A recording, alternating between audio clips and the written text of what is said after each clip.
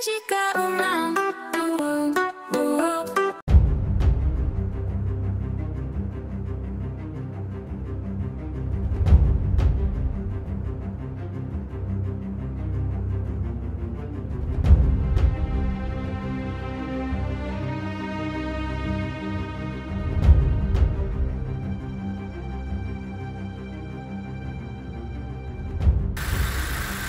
est presque à la pointe, en fait au cap 3 points, ça parle peut-être à certains. Et il reste environ 10 minutes de piste. C'est vraiment une piste sympa, elle est un peu technique mais vraiment pas compliquée. Et j'ai hâte d'y arriver, franchement.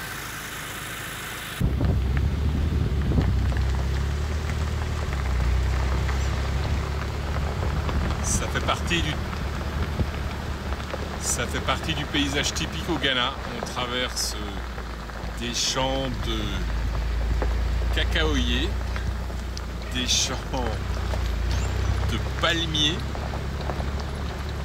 Quand je dis des champs, c'est des forêts bien sûr, et ici une forêt d'EVA. On récolte le caoutchouc. Sans oublier les bananiers, bien évidemment. L'avantage, c'est qu'il fait frais ici.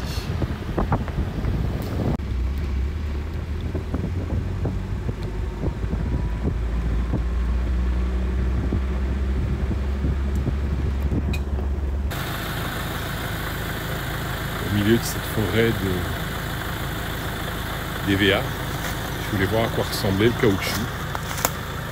C'est vraiment une entaille qu'on fait sur l'écorce de l'arbre. Ça récolte le caoutchouc, qui va tomber là-dedans et qui est récolté. Je suppose que c'est une pâte ouais, c'est même pas caoutchouteux.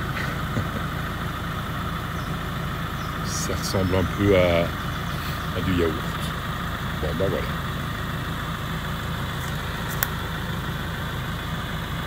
Okay, so this one you didn't cut, right? Okay. Thank you very much. Bye bye. Have a good day. Bye.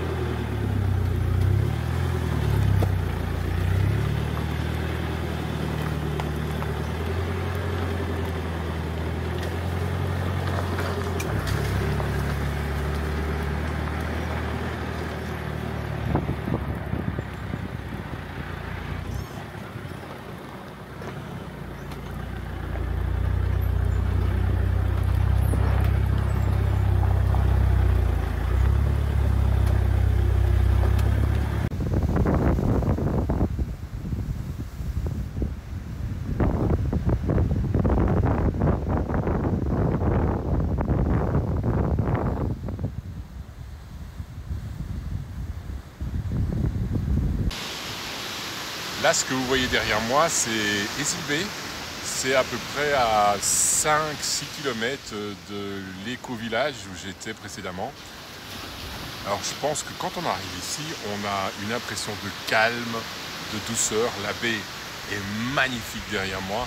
Et je pense que je vais rester ici 2-3 jours, histoire de me remettre de ma malaria, du paludisme. Bon, ça va, je suis remis, hein, mais c'est quand même une maladie, non, une infection qui était éreintante. Et je pense que je vais rester ici 2-3 jours, histoire de me refaire une santé, de me, pas déstresser parce que je ne suis pas vraiment stressé, mais vraiment de me sentir relax, de me laisser vivre. Après tout, je suis là pour ça. Et je pense également que ça ne va pas être triste parce qu'il y a une cuisinière là derrière qui me semble hors pair, à des prix qui défient toute concurrence. Bon, je vais dormir dans Fred quand même. Pourquoi? Parce que là, j'ai un ventilateur. dans la tente et la nuit c'est quand même très agréable.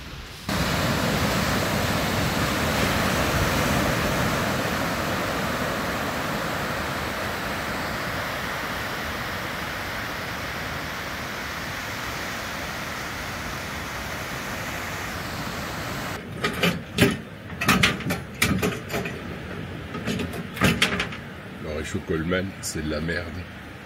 On fait rien de mieux.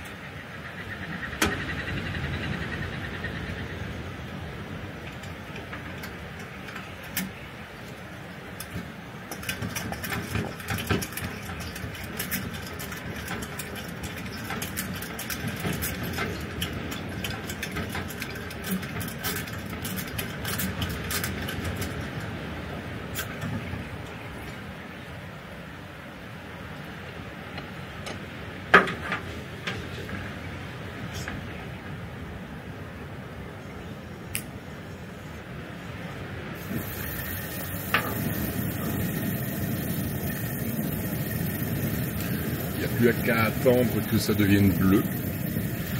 Et puis, on se fait le petit déj. Ok. Bah là, on vient de faire 250 mètres de dénivelé. On a un pont de liane. Je dois vous dire que... Bon, ok, ça balance pas mal, mais ça va, quoi. Faut pas avoir le vertige parce qu'il y a quand même quelques dizaines de mètres en bas. Et je dois vous dire que depuis que j'ai eu la malaria, c'est un peu chiant parce que je n'ai plus aucun souffle pour faire quoi que ce soit. Voilà.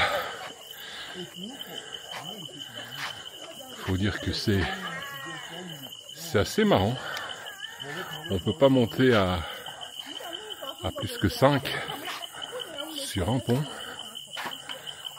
Enfin, je veux dire sur un pont. C'est un peu dur de maintenir la stabilité, mais voilà. Et au bout de chaque pont, il y a une passerelle où on peut se reposer, reprendre des forces. Et au bout de la première passerelle, il y a une bypass. C'est-à-dire que si vous avez le vertige, si vous pensez que ça n'ira pas, ben vous pouvez bypasser les ponts.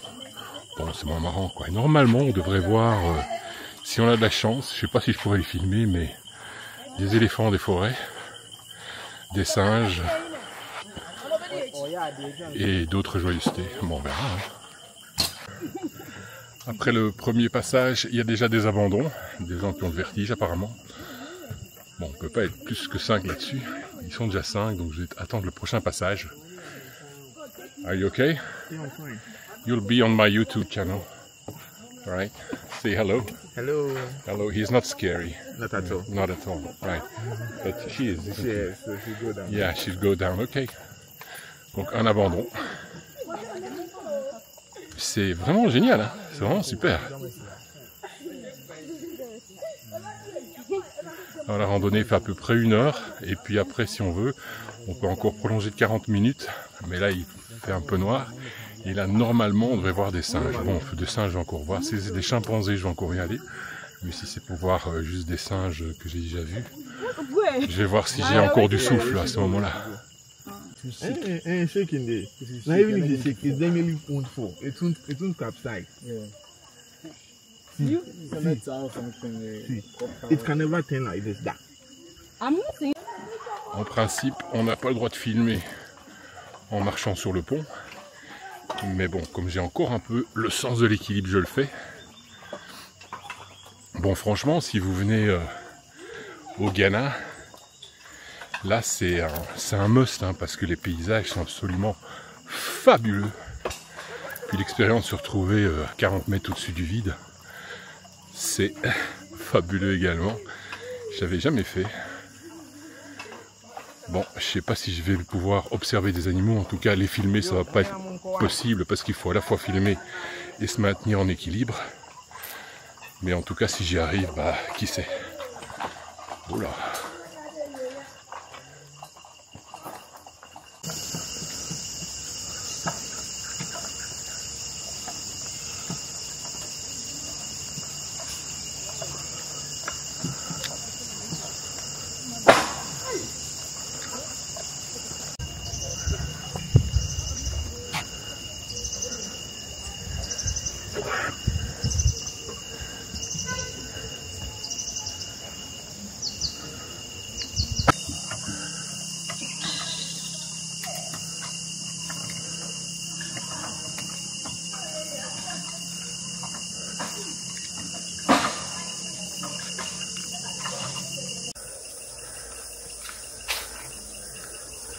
Allez, encore une chose de faite.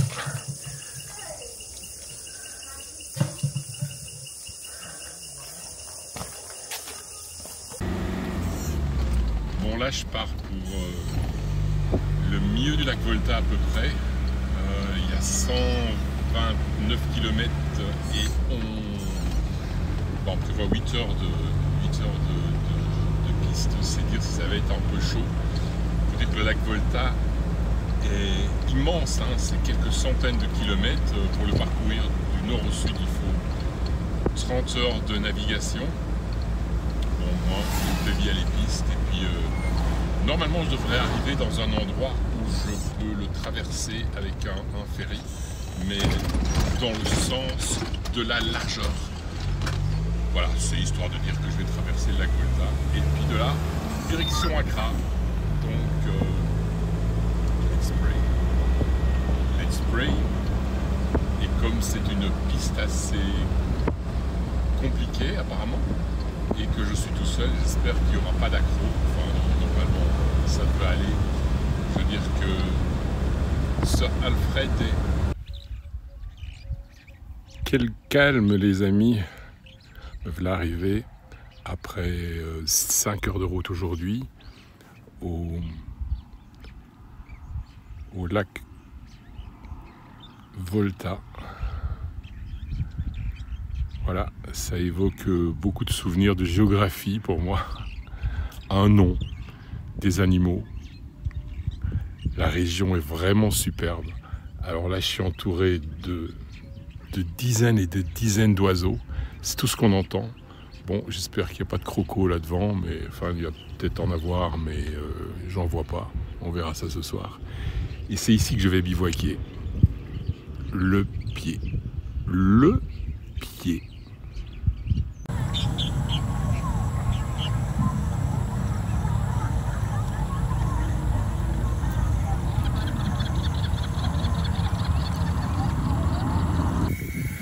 Alors, figurez-vous, je sais que ceci, ça paye pas de mine, mais dans 40 minutes, c'est censé devenir un gâteau carotte. Une recette brésilienne. 40 minutes, c'est juste le temps pour moi aller admirer le coucher du soleil, ici derrière moi, aller prendre ma douche, aller me baigner dans le lac en priant pour qu'il n'y ait pas de crocos. Mais j'ai vu des gens qui se baignaient tout à l'heure juste sur le bord, donc à mon avis il n'y a pas trop de danger. Et puis on revient pour le résultat. Bon allez, c'est pas tout ça, mais verdict.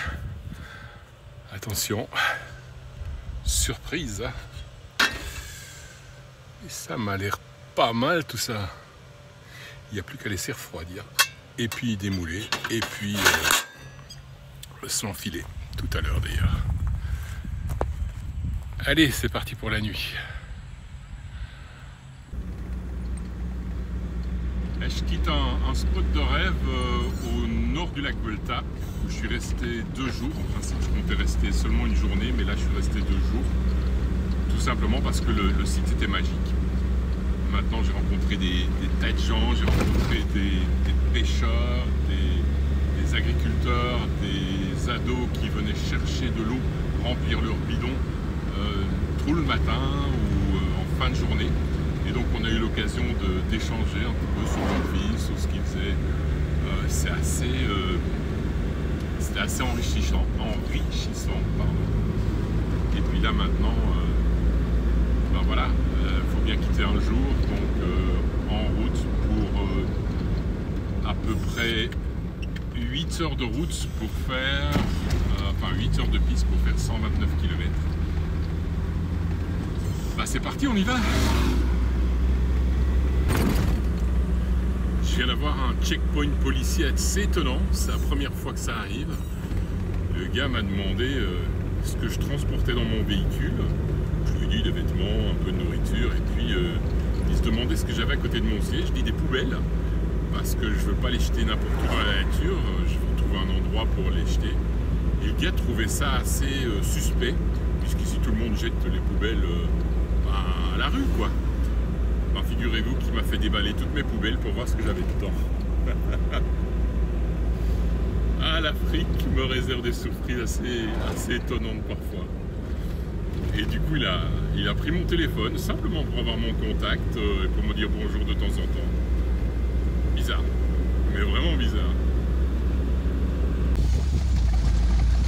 Je me demandais pourquoi le GPS indiquait... Je me demandais pourquoi le GPS indiquait 3 heures de route pour faire 120 km. Mais là, je commence à comprendre. Bon, c'est la piste jusqu'au lac Volta.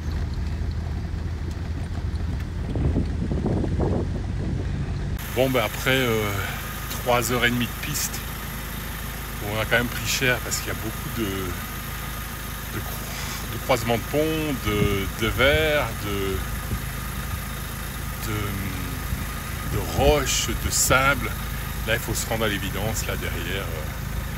J'ai 2 gros arbres qui sont au milieu de la piste et puis après ça rétrécit beaucoup. On dirait que ça devient une piste pour moto et plus pour voiture.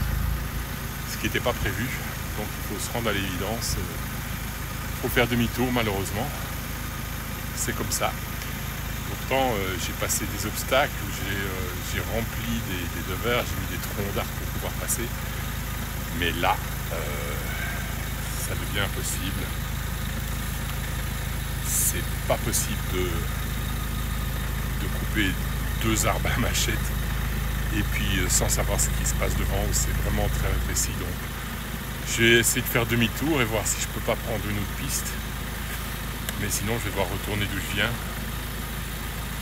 et puis prendre l'asphalte, quoi. C'est comme ça.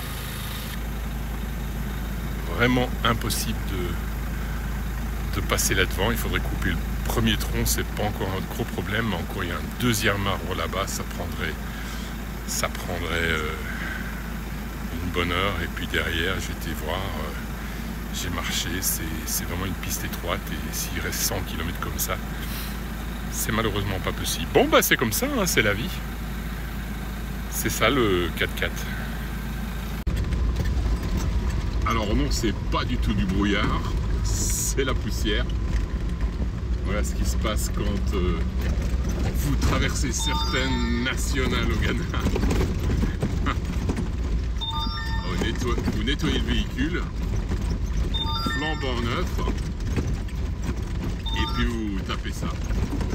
Et c'est comme si vous n'avez rien fait. C'est pas la première fois, notez. Accra est une ville vraiment impressionnante de saleté, non, de poussière. Regardez-moi ça, toutes les vitres étant closes. Malgré ça, regardez, on ouvre, voilà, et on retrouve cette poussière, mais partout quoi, partout, à l'intérieur des armoires. C'est incroyable. Et tout ça, simplement en traversant la ville. C'est fou, hein? Bon, bah j'en ai pour un bon bout de temps avant de nettoyer tout ça. Et je pense que quand je sortirai de la ville, faudra que je redonne encore faudra que je nettoie encore une autre fois. C'est dingue. On est à Accra. Accra, c'est la capitale de la Haute-Volta, mais non, je déconne. Donc on est à Accra et alors devinez qui on a rencontré, enfin qui j'ai retrouvé. J'ai retrouvé Seb qu'on avait croisé au chute de Kambadaga. Je te le laisse dire parce que moi et les noms je galère, c'est jamais bon. Si vous regardez la chaîne YouTube, c'est jamais bon, je prononce tout différemment. Donc c'est Kambadaga. Et puis alors, nous avons les Rusboutou, c'est ça? Ouais, c'est du breton, ça veut dire traîne savate. Ça veut dire quoi? Traîne savate. Voilà, les traînes savates, c'est plus facile que les Rusboutou. Voilà, à vos souhaits. Donc, alors, les Rusboutou, on se croise sur YouTube, on se croise sur Instagram, et on s'est dit un jour ou l'autre, on finira bien par se croiser, puisqu'on finit toujours par croiser les voyageurs. Et figurez-vous qu'aujourd'hui, Seb me dit je reviens du Bénin et du Togo, je remonte en France, on s'arrêterait bien à tel endroit à Abidjan. J'ai dit ok, on se voit dans 20 minutes. On s'est raté. je vais le retrouver à l'endroit qu'il me désigne et qui je croise, les Tren Savat, donc voilà, les Rusbutu. Donc voilà, donc ça c'est la grande famille des voyageurs. Et qu'est-ce qu'on dit que c'est génial, hein? C'est génial. On est là ensemble. On est ensemble, comme on dit ici, ouais. Magic around.